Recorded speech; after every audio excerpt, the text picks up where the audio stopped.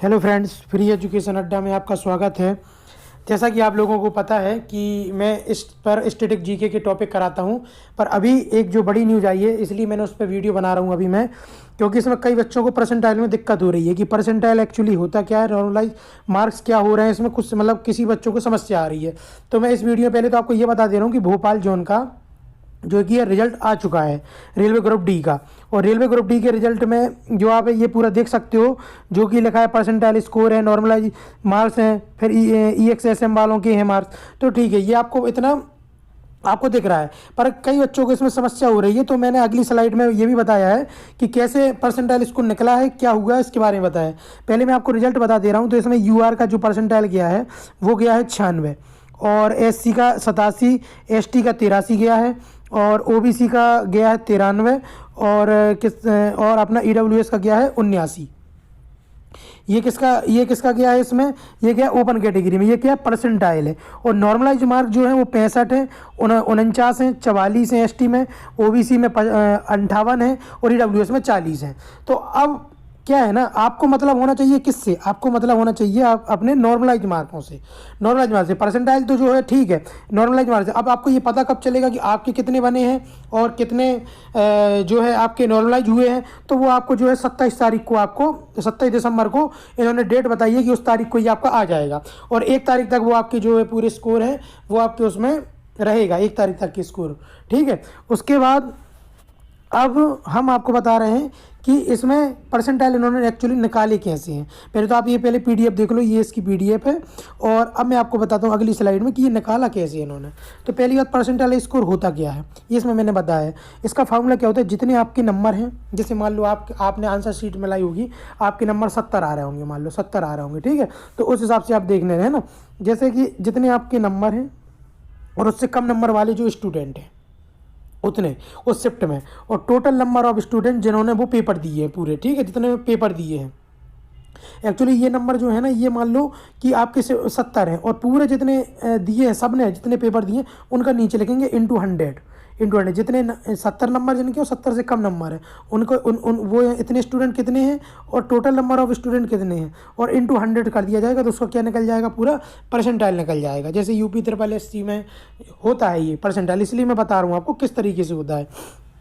अब ये आप देखिए, जैसे मान लो अब आप सोच रहे हो कि मेरी मान लो शिफ्ट कठिन है और किसी की शिफ्ट सिंपल है, तो फिर क्या होगा, ये तो हो गया ओवरऑल हो गया ना, ये तो सभी शिफ्टों के लड़के ले रहे हैं। पर मान लो हमारी शिफ्ट सिंपल है, किसी की कठिन है, तो उसमें कैसे मैनेज करेंगे। तो ये देखिए, जैसे मान लो किसी की शिफ्ट 1 है, किसी की शिफ्ट 2, किसी की शिफ्ट 3 है।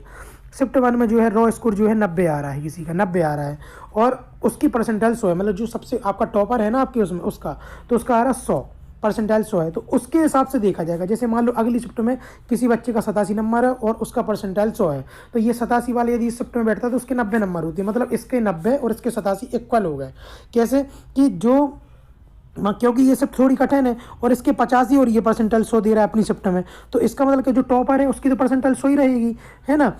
और इसमें जैसे शिफ्ट 2 इसमें 87 की परसेंटाइल, तो इसकी परसेंटाइल ना 87 से देखी जाएगी। 87 से कैसे, मतलब कि जो 87 नंबर जिसके उसकी 100 देखी जाएगी। उस हिसाब से जैसे किसी के 84 नंबर है तो उसकी 90 परसेंटाइल होगी, मतलब इसी रेशियो में देखा जाएगा। 77 है तो 80 परसेंटाइल होगी। मतलब रेशियो का कहने का मतलब कि जैसे किसी के ज़्यादा नंबर है ना, जैसे इसमें 90 आ रहा है तो इसके 100 परसेंटाइल होंगे, और इसके 87 है तो भी इसके 100 हैं, क्योंकि इसकी शिफ्ट कठिन थी। क्योंकि इस शिफ्ट में जितने बाकी स्टूडेंटों का देखा उनका एवरेज कम था, और इसमें जितने स्टूडेंट लिए गए उनका एवरेज ज़्यादा था। तो इससे ये भी क्लियर हो गया परसेंटाइल कौन शिफ्ट कठिन है, कौन शिफ्ट सिंपल है, ठीक है।